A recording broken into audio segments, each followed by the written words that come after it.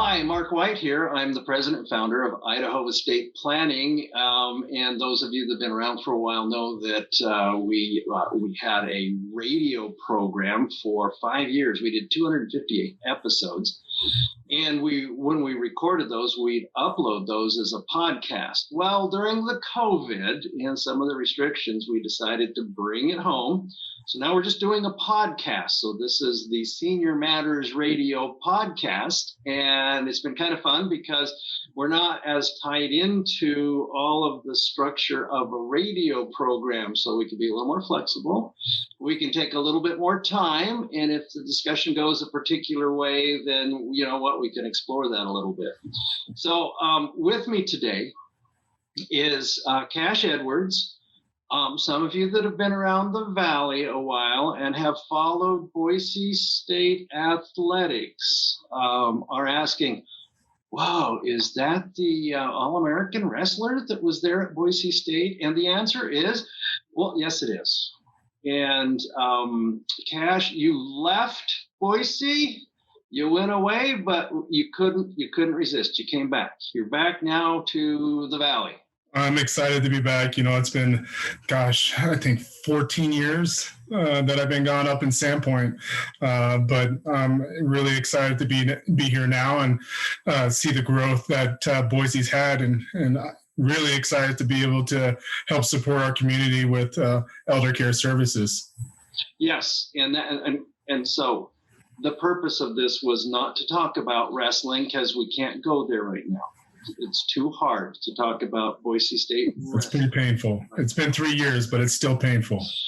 Still very, very painful. So we're not going to talk about that. Instead, we're going to talk about the elder care, and we're going to talk about some at-home care. And so today, I want you to visit with us a little bit. You're with an outfit that's called Home Care Assistance. And you've been with them for a while, but talk to us. You're here in Boise, but that's not the end of what you do. Your responsibilities extend up north a little bit. And so I have a company up north, also Home Care Assistance, that I opened at the end of 2017. We're thriving and improving seniors' lives in their homes and helping them age in place gracefully.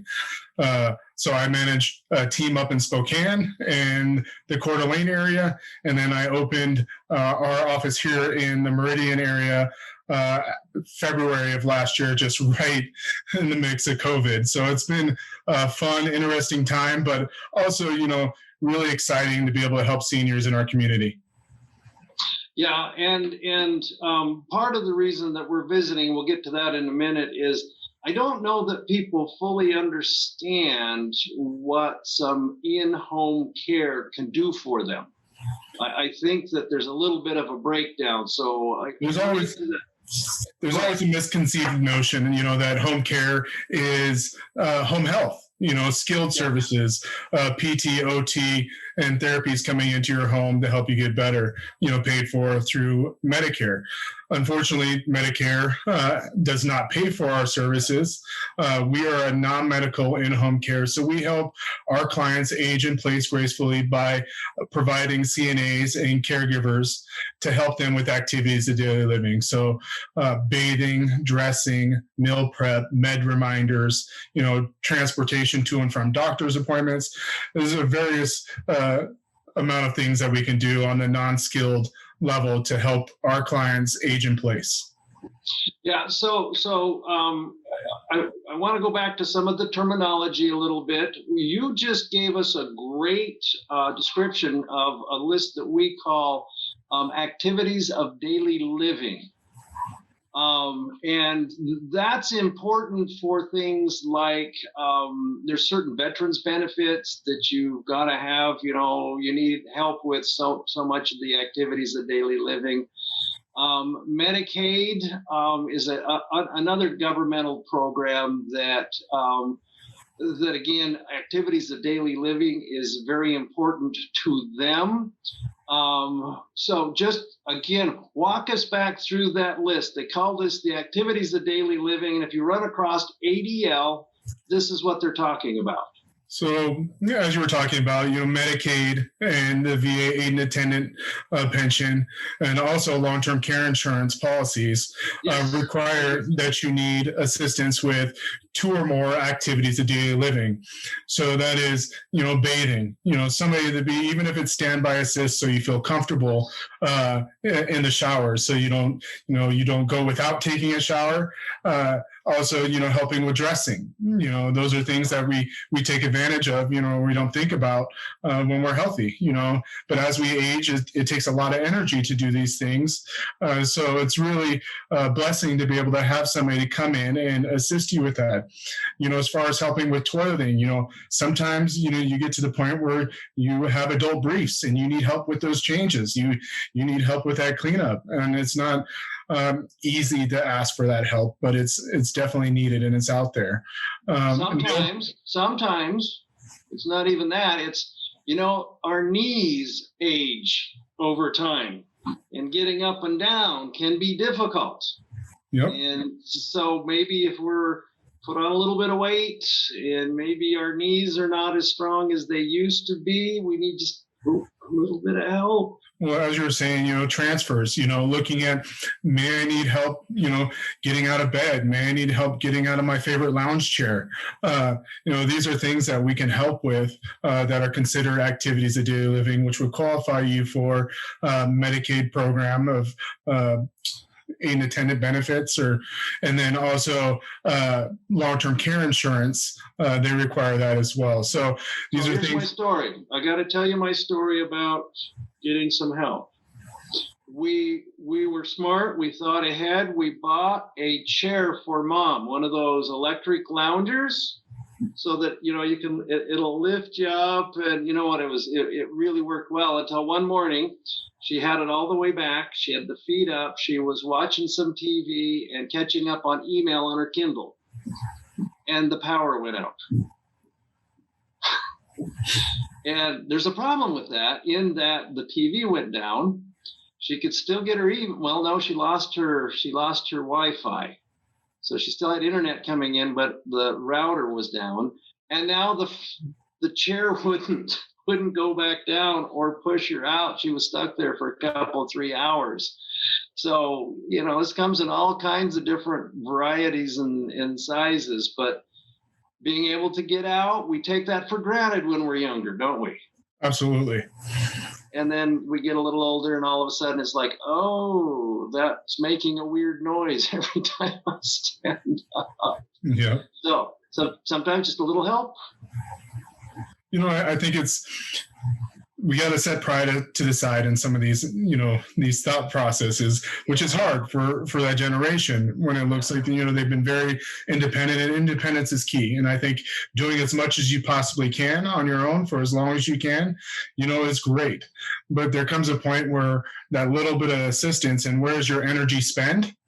And how can we improve that quality of life? Taking the remedial task out of the picture and allowing somebody to assist you with those, so that you can spend your time quality-wise doing things that you love and enjoy. Yeah. I'm not quite there, I don't think, but there's some things that just take a little bit longer to do. So, all right, you were on the activities of daily living, and I cut you off. Let's finish that list up.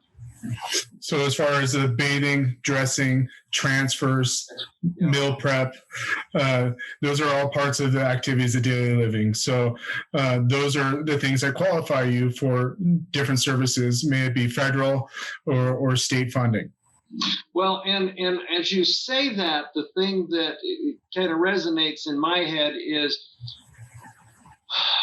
we don't have to necessarily move into an assisted living community to get those, because typically we don't need all of the activities of daily living at one time. We typically need 1, 2, or 3 or 4, something like that. So we don't need somebody necessarily 24 hours a day. We don't need somebody, we don't need to be in a community necessarily 24 hours a day. I'm not saying that people don't need that, but before that, just getting a little bit of help, we could be very comfortable at home. Well, I think that the whole premise is to age in place in your home for as long as possible, as long as it's safe. And we provide, as a home care agency, the tools to be able to do that by providing assistance in your home. There are great qualities of going to a community as far as the social aspect of it. Unfortunately, during COVID, a lot of people are really timid on making that move due to the fact that they want to see their family, they want to be around their family, and it's harder to do in a community at this point. Although we have a lot of great communities in the area that have done and taken a lot of protocols to make it better for them, it's still a risk and something that's in their mind. We, on the other hand, have the ability to limit cross-contamination from client to client, client to community, and be able to provide a one-on-one companion, assistant to help with activities of daily living, to help with the social aspect of isolation, to really talk to their pain points and really help them with their goals on staying in their home for as long as possible. And if you look at it from a cost perspective, 20 to 30 hours a week in their home of having somebody with, that one-on-one touch is pretty much the equivalent of moving into assisted living in the cost. So it's just really weighing those options and what, where are we with dementia? Are we in a place where when I move them, we're going to have a decline, because my coffee's been in the same spot for the last 30 years. And I know that it's not something I think about when we take our loved one, when we place them in a new community. These are things that we're going to see decline, or we're going to have other issues when you have dementia involved.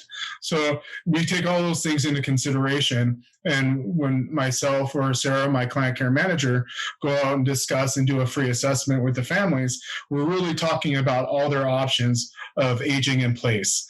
And then if that doesn't meet their levels, we help connect them with the right communities, the right partners that will make their end of days great. And they can have that quality of life, maybe in a facility or not. Even though if they go into a facility, I'd say about 60% of home care agencies' business, if not more, are in assisted livings or independent livings, because they can only handle a certain level of care. And when you need one-on-one, that's when we get called in. So let me back up, and so that we can be very clear about some pricing on this, and we'll talk about real numbers in just a minute, but in contrast, so if I'm at home by myself, the thing that drives the kids crazy is comfort and safety, right? And we all got moms that out there going, oh no, I'm just fine, and they won't turn up the thermostat because it costs money to turn up the thermostat. I'm just fine. Anyhow, so we get worried about that. We get worried about how are they comfortable, and the other one is that we're worried about them being safe. And so something you said a minute ago, I think, that somewhere between 20 and 30 hours a week is roughly the equivalent cost in an assisted living community. Yep. So anything less than that, you could be miles ahead or dollars ahead being at home. Absolutely. Now, and there's some trade-offs here, but if we've got some family nearby, we've got some friends, we've got church, connections, being at home could be fine if we're getting some extra help. And so it could be, if you're looking at just the dollars, I'm not saying that's everything you should look at, but if we're looking at just the dollars and we've got you comfortable and safe, we can keep you home for quite a while. That's not an automatic jump to assisted living. I think that's what you're saying. Absolutely. I think that, when we look at that, we're asking what other community friends or family, what's your support system, and really having those good conversations with them. I think the hardest conversation that we have with our clients or potential clients is the financial aspect of it. Let's look at long-term planning. Let's look at what it looks like, and the level of care you're at now and where it can go, and really making sure that we have planned, because maybe they have enough finances to last 5 years. Yeah. Right. And then that's where we look at you and your tools that you give them to have that planning to be able to spend down to be on Medicaid or whatnot. So it's really about having that goal and having that plan and looking at what X amount of hours looks like times a month, times a year, and looking at how many years you can do that. Well, and I think that's the next step in this is it's not a no hours needed and all of a sudden I need 20. It could be you need a couple hours a day. It could be 3 or 4 hours, every other day, depending on your needs. This is not, if you need some help, with the transfer, you might need some help every day. But some of the others, it could be every other day. It could be sometime in the morning, sometime in the evening. It could, or one or the other. So that's what, when they call you and they get the team, that this is what you do, right? You sit down and you go, okay, so what do we need? We look at high need, hours. We look at where the highest level of need is, and really try to be fiscally responsible for them to say, hey, we want to make this last, and we want to make sure that your care is appropriate for your need. So really looking at, not just taking an order from the family and saying, well, I need 3 hours a day or 2 hours a day, or I need to see somebody visit once a week. We really have that conversation of what's your day look like? What does your week look like? What are your support systems? Who's coming in and helping you right now currently? How do you do your personal cares on your own? And really looking at how long that takes, and really, really doing that deep dive with them to make sure that we're recommending the appropriate level of care so that they can age in place gracefully. If they don't see that that's something that they can meet financially, then we help them with the tools to go down that next road of, all right, well, is it Medicaid spending? Is it looking at signing up for aid and attendant and getting that pension added? Do you qualify for HHA or respite? So it's all different things that we look at to ensure that we improve quality of life for those that we help. Yeah. So again, when you do that, there's this, right? There's this gradient, and it's not all or nothing at all. There's these steps in between, and even when we get to the point where they need, maybe eyes on 24/7. Which is about the time we start looking at assisted living, because then financially that's a little bit more affordable than having one of your great people in the house 24/7, 30 days a month. That gets a little spendy. It absolutely does. And I was going to say, so then we say, okay, we need a little more help in assisted living. But rather than jump from home to, say, skilled, we can go from home to an assisted living community and still engage you to help with a couple, 3 hours a day, maybe more, or twice or 3 times a week. You can still be involved, and it can still be financially still be ahead of jumping up to that next level of care.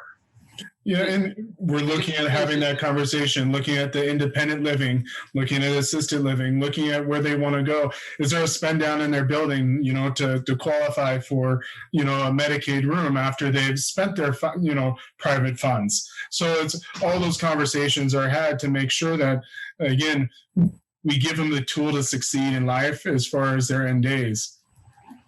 So comfort, safety. Well, I was going to say this doesn't happen by accident, but I'm afraid it tends to. The tendency that I've seen is for people to not think about it. or they're worried about thinking about it, or they're not prepared to anticipate these needs. And so you tend to get called. I think you can clarify this, but I think there's a tendency to call you after there's been an accident, or there's been a fall, or mom hasn't eaten for 3 days, and all of a sudden they're calling you, and which is great. Thank you, good job. Call. Don't not call. Go ahead and call.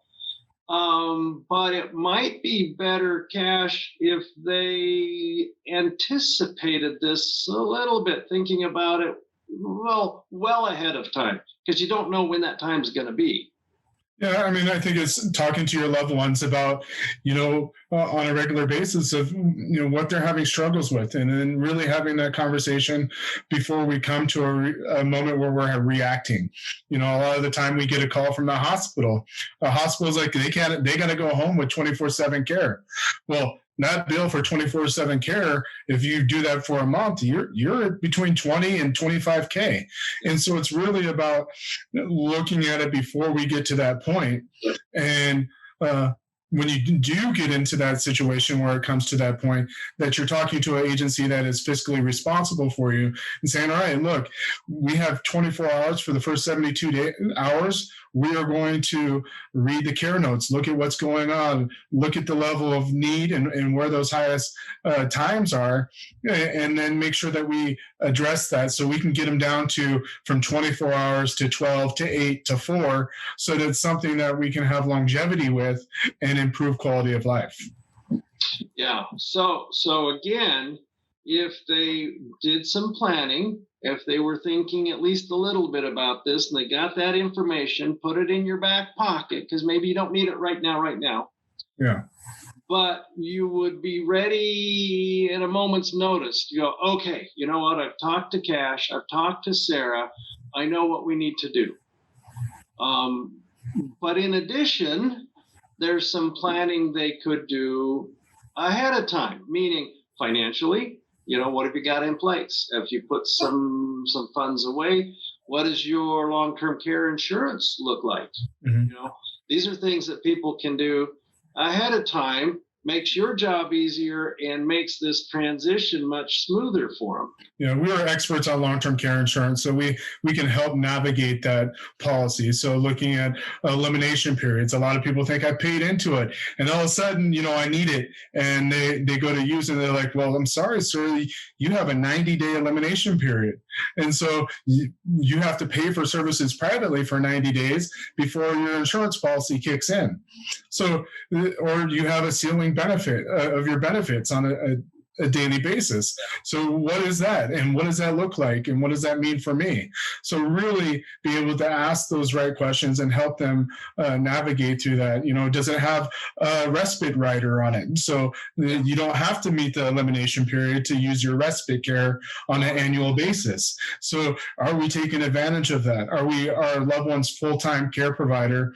And we need that time on a weekly basis. So we have that set for us so that we can continue providing great care for our loved one.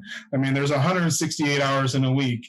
Giving away 20 of it to somebody else to help manage that peace of mind and give you that ability to do things to take care of yourself so that you can be a great provider for your loved one. Those are things that people don't necessarily do all the time, but they should take more action in doing that, because if their health declines, who's next in line to help?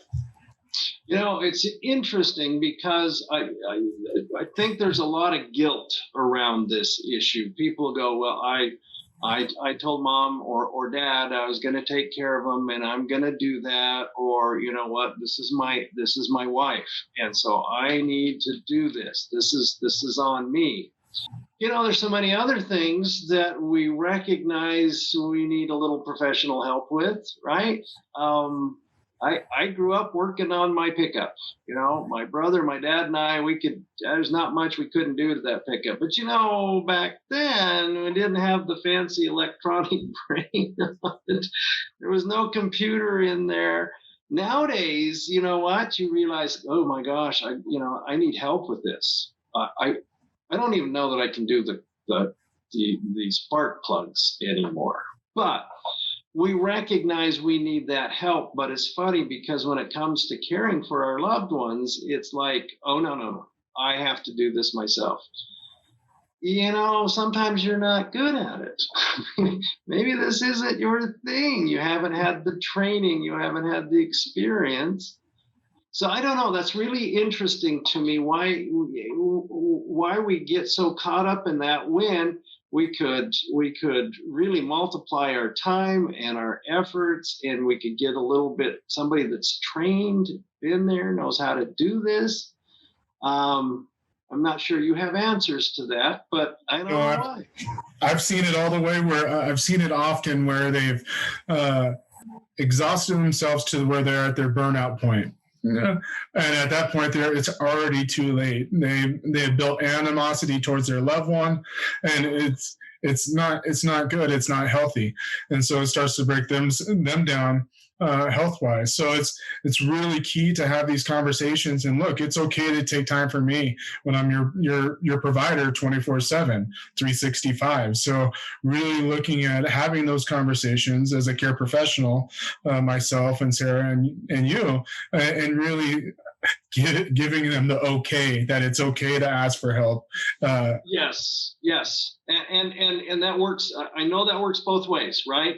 So if it's mom needs to say to me, listen, sweetheart, it's okay, get some help. You know what, we got a little bit of money, let's not burn you out. So that would help if like the parent or the spouse says, sweetheart, it's okay. And the flip side is, and maybe this is a longer conversation, is mom, I can't do this all by myself. Yeah, and a lot of the times they sit on their long-term care insurance policies thinking, oh, I'll wait till we have more need. I'll wait till we have more need. By the time they have more need and they say, okay, let's pull the trigger, hospice is involved. And by that point, you don't really get to use your policy. So it's really being smart and looking at your policy as asset protection. Let's burn through this and use it while we can and while it makes sense. And then we'll deal with the aftermath of going through our own financial assets. Yeah. Well, and if they were. And I know this is what you guys do, but if they were sitting down and assessing all of their resources, right? Okay, I've got a son here, I got a son here, I got a daughter over here, I got some grandkids. I've got some long-term care insurance. Dad put away a little bit of money for me. And now we bring in a professional into that mix of resources. Now we're stretching out our resources while I'm being safe, and while I'm being careful, and the kids can still be kids, right? I don't have to change the nature of that relationship with my son or my daughter. They can still come over and they can, change light bulbs. Maybe the kids come over and mow the lawn, or shovel the sidewalk, or, those things can still happen. And we're not burning everybody out because we've got professionals that, fit into that mix of resources. And I think that's what you guys do when you sit down to, assess what's going on. What are your resources? What have you got? We do. And when it comes down to that, we don't just place a care provider in their home and then forget about them. It's not like we send, we personally introduce them. And then on a weekly, bi-weekly, or monthly basis, depending on their hours and level of or care that they have, we're doing home visits and quality assurance visits to make sure that we are capturing and not reacting to issues that arise. So reading care notes, and that's why we have a client care manager to see what's going on. Well, mom's missing medication when we're not there, or mom's not ambulating as well as she used to, or gosh, I've seen that she's lost about 10, 15 pounds. All these are indicators that something's going wrong and we need to make a change so that we don't end up in the hospital or a skilled nursing facility. And so really using the tool of a client care manager to be proactive and using their toolkit as far as identifying community partners that are, going to improve quality of life for your loved one. And that's what they do. And I think Sarah's excellent at doing that and identifying needs and making sure that we help our clients age in place.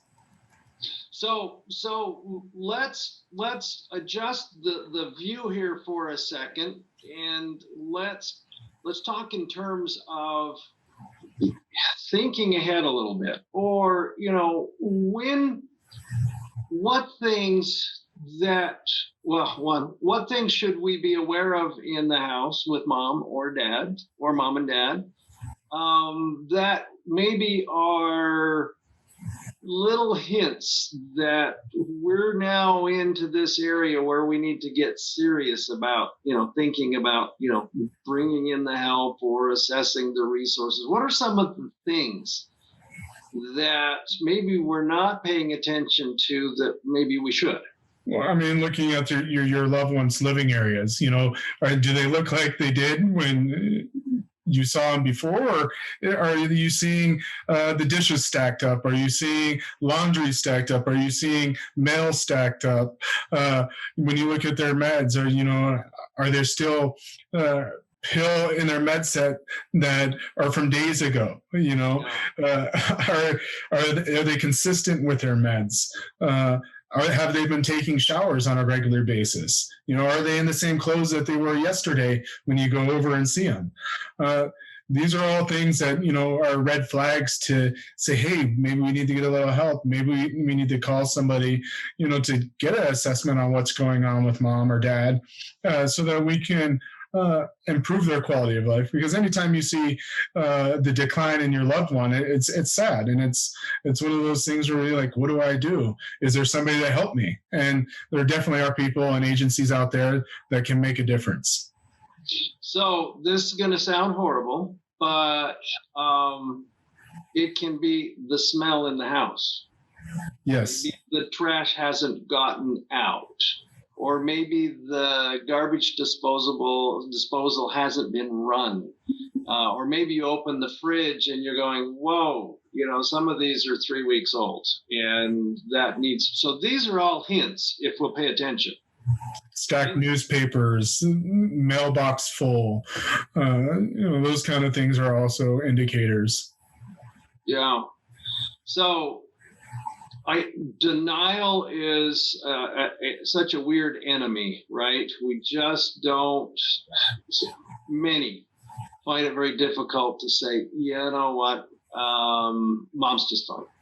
You know what, she's just fine. No, she's, you know how you get older and you don't remember some things. So no, she's just fine. But the answer is she may or may not be. But if we play the denial game, then we may be missing a whole bunch of those little red flags that we should be paying attention to. Mm. So I say that from the standpoint of, of the kid. But if we could get mom or dad to, assess how things are, what would you say to them if you had a room full of people and you said, okay, you know what, you're hitting that age. Here's some things that maybe if you paid attention to, we could improve your life. What would you say to them? I think it's really having those honest questions. What are things that you're struggling with? What are things that you used to do with ease that you're not doing with ease any longer? What activities did you love doing that you're not able to do now? And then from there, you can dig into the why. And as opposed to attacking and saying, I need you, you're not showering, you're not doing this. Let's really get input from them on where they're having the struggle, which opens the door to have the conversation about the struggle and why the struggle is happening. Kind of a societal norm has become, not everywhere, but it's very common for people to shower every day. right? Got to have a shower, get up in the morning, and some of us shave, as I did recently, by the way, and some of us don't shave every day, but we brush our teeth and we do that. Not everybody showers every day, but that could be a real sign that some things are not happening if mom and or dad are not showering, for days at a time. Now, I heard a really good discussion on this. Some of the folks that are a little older, they didn't grow up showering every day or bathing every day. So this isn't an automatic sign, but I think what I hear you say is yes, but now let's have the discussion. Absolutely. I think that in the older ages, the personal care or peri-care can lead to UTIs. UTIs in the elderly are extremely dangerous, and they bring on onset of dementia in a lot of cases where they know you today and tomorrow they're like, who are you? And these UTIs are the causes of some of these things. So having that personal care and somebody to ensure that we're getting that taken care of, especially when your loved one wears adult briefs. And, if we're not taking care of that area, we're going to have constant UTIs, which could diminish their health. So it's these things that we're looking at in the conversations that we're having. To empower our clients or their loved ones to have the ability to speak to their loved one about the importance of personal care. And you might not like doing it on a daily basis, but there's certain things that we need to do to ensure the quality of life. If it was my grandmother, if she didn't want to take a shower every day, well, then I still want to bring a warm rag to her and wash her face and wash her underarms and help her brush her teeth and make sure that she's taking care of those other areas so that she feels fresh, she feels clean, and that she can go out and enjoy her day. Yeah, so the issue here is having the conversation and setting very clear expectations, because just because this is something we do every day doesn't mean everybody has to, right? Yep. But we need to have that conversation. And we have to pay attention to where our particular, parent or grandparent is at a particular moment. And I guess, it's easy to say and knock it off with the denial.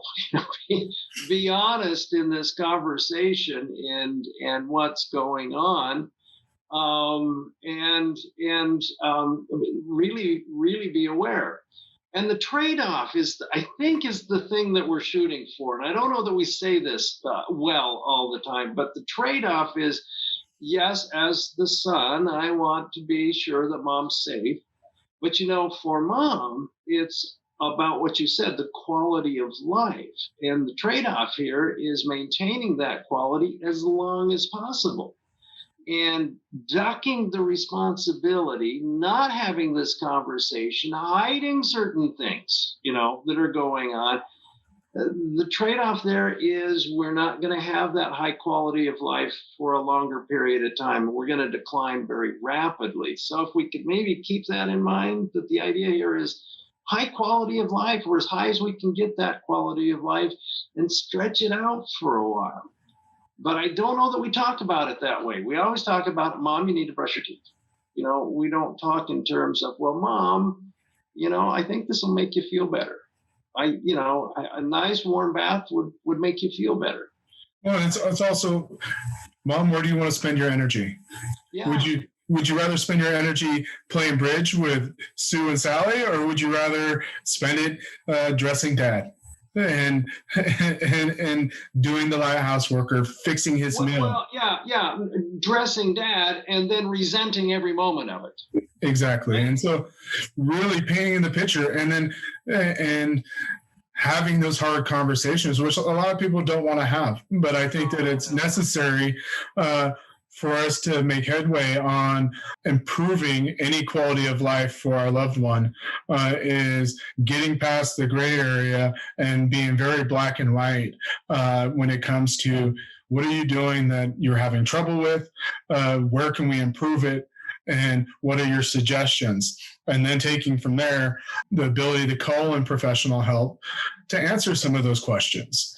And so family staging a communication with their loved ones, and everybody comes in and they talk to them about their concerns. Yes. And then from there, you say, hey, I think it's best, not taking it just from us as your loved ones, but how would we talk to a care professional and see what they advise? And from there, it might not be any care. They might tell the family, you know what, she's doing great. When I talk to her about her care, she, takes a shower every other day, and that's what she likes to do. She feels completely confident in showering on her own.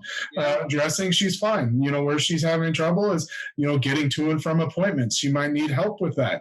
But really saying, this is what we found from having that conversation, and then having somebody communicate to that family on their behalf, because it might not be, the family might not be right, and the loved one might be getting pushed upon. So it's really a matter of being an advocate for the client, and then being able to convey that to the family members of what's going on. And so it's all around doing what's right and in the best interest of the client, and really educating everybody involved in their care. Well, so one of the things that I hear, or that I can see, even if the family doesn't say it, and I know with you, Cash, is going to fall on deaf ears, but the message back is, this is hard.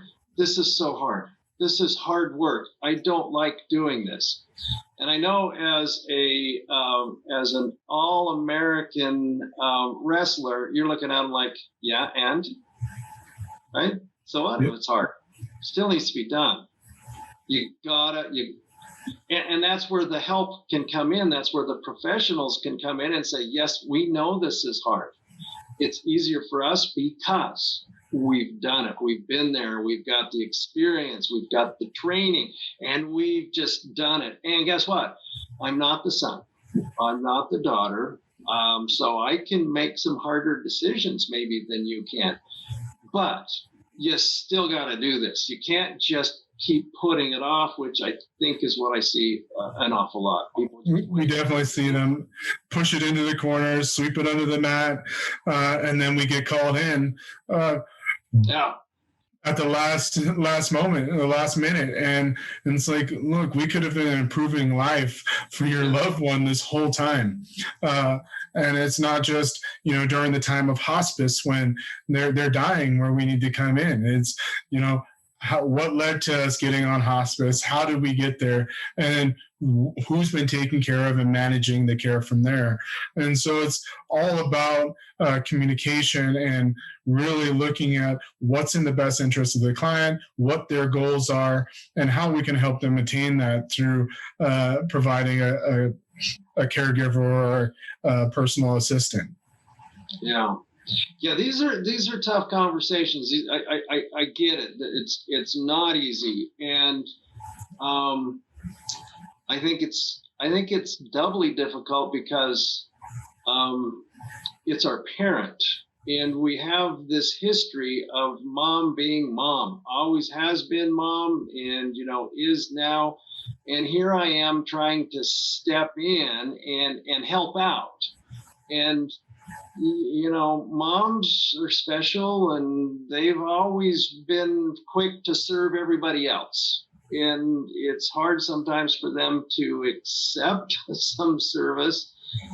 Doggone it, we've got to have that conversation. And we're going to have to arrive at some decisions. And we're going to have to recognize that, she's still able to make some decisions, and we might have to wait. We might not appreciate everything that she wants to do first. But the goal here is to keep her happy, keep her healthy, and safe. Oh, that was the thing that drove us crazy with mom, was the safety. She bought a place that had a basement, and it had concrete stairs going up in the front. There were 9 or 10 steps, and then from the garage into the kitchen, there were 9 or 10 concrete steps. There were no handrails. scared us. It just really scared us. And it took a while to have that conversation. But we did. We had that conversation. I had the benefit of working with great folks like you. We have some really good folks in the care community here in the Treasure Valley.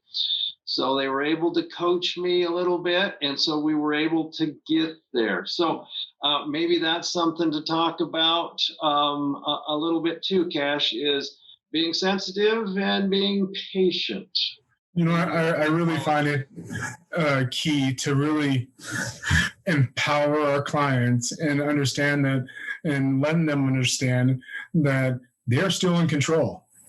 It is all about what they want. We can't force anything upon them. They decide their care. They decide when and if they accept it. We just want to give them the tools to make the right decision on making that decision to accept help, understanding where it can improve quality of life, and empowering them to say it's okay, and understanding that, again, there's 168 hours in the week, and now you're 85 taking care of your 92-year-old husband. And the more you do that, you're not a young person any longer, so you're wearing yourself down. And in doing that, do you want to have two people that you need help for, or one? And so really having that hard conversation, but empowering them, letting them know that nobody's taking that control or power away from them in the decision-making process. And that's what's scary, is when they feel like they're relinquishing that power or that control to a family member, when they have done everything and been that person of power their whole life. So it's a hard conversation. It always is.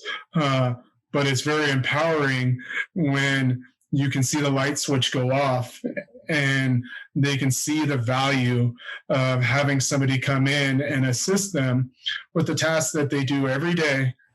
But by the time that they're done, they're taking a 2-3 hour nap and enjoying the bulk of their day because they're exhausted. Yeah. So here's what needs to happen, right? Let me see if I got this right. They need to have the care for a period of time, or the help. We won't call it care. We'll just call it help. Need a little bit of help for a period of time so they can see how valuable it is to have a little bit of help. Only you got to start somewhere. You got to do it. So I guess what I'm saying is, if there's questions, give it a try, right? Give it a try and then see if that doesn't make your life better. Don't keep putting it off, because that's not helping. Absolutely. I mean, most agencies, it's a non-binding agreement that allows you to, cancel services within 24 hours. Unfortunately, during COVID right now, people are asking for a 2-3 week commitment because we don't want to cross-contaminate. We want to make sure that we're providing a safe environment for our care providers and our clients. So, but it is not a binding agreement where you're locked in for a year or 2 years or 6 months even. It's a matter of, how can you improve quality of life for right now and get that help? A lot of our clients have, been resistant at first and then received some assistance and saw how great it was. And they're like, why didn't I do this 5 years ago? Oh yeah. My mom was there. She was like, it kind of felt like, well, listen, guys, this was really great. Why didn't you think of it sooner? You're like, Mom, I told you 5 times. We did think of it. Anyhow, you can't have that conversation. You got to just I don't know, Mom. I don't know what we were thinking. I'm happy you're accepting it now. Yes. Oh yeah. Very good. Thank you. So let's say that somebody's listening in and they go, okay, you convinced me. We really need to look at this and get serious.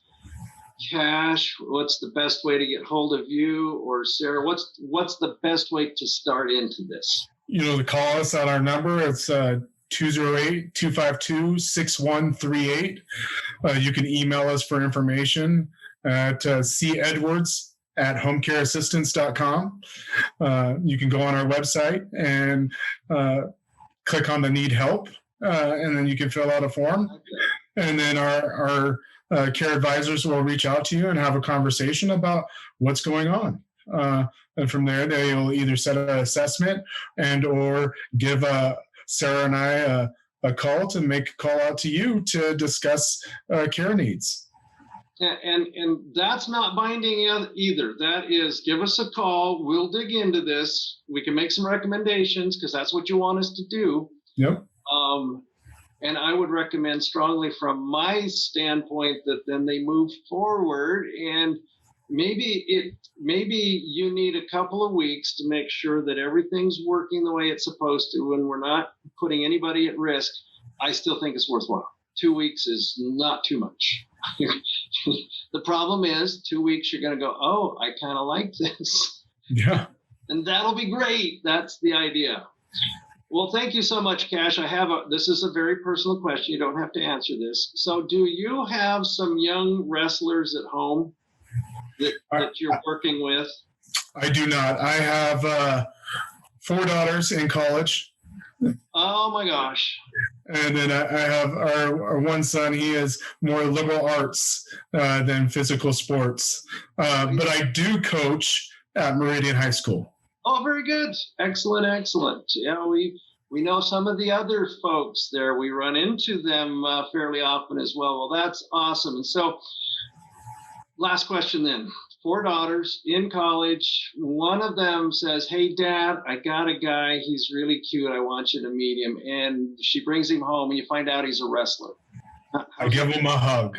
Okay, all right. A good hug, a good strong hug. You know, or do you throw him down and...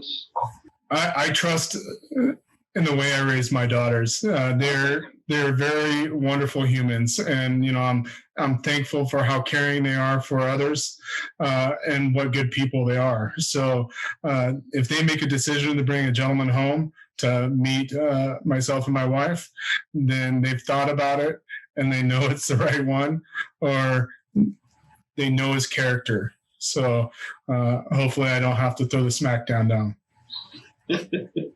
Well, I don't imagine that's necessary. But do the girls know that? We're not going to talk about that. We'll just let them think that the young man they bring home might get asked a question or two. That's the way it's supposed to be. That's what dads are supposed to do, Cash. We're supposed to ask a few questions. I'm a big guy, so I'm a little scary already. Well, great. Well, listen, thank you very much for your time today. It's hard to oversell this because this is so important and people just really put this off, and it's so sad because things happen and then they're backed into a corner and they've lost a lot of options by then. So just a strong recommendation from my part that folks give you a call, get information, get knowledgeable, and understand when this is a good time, to get things going, to not only help them out, which it does, this is huge, but also to help mom or dad or a spouse. I think all of these things are just really critical. So thank you for your time. Keep up the good work. Well, thank you as well. And if they have any questions, feel free to look at our website. We have a lot of literature on there for them to download. And talking to your parents about home care, and it's on homecareassistance.com/Boise. And there's a lot of education on there. I was on there earlier today just looking at all this stuff. So don't hesitate. All right, very good. Thank you, Cash. Have a great day. We'll hopefully see you soon. Thank you, Mark. You have a good one as well.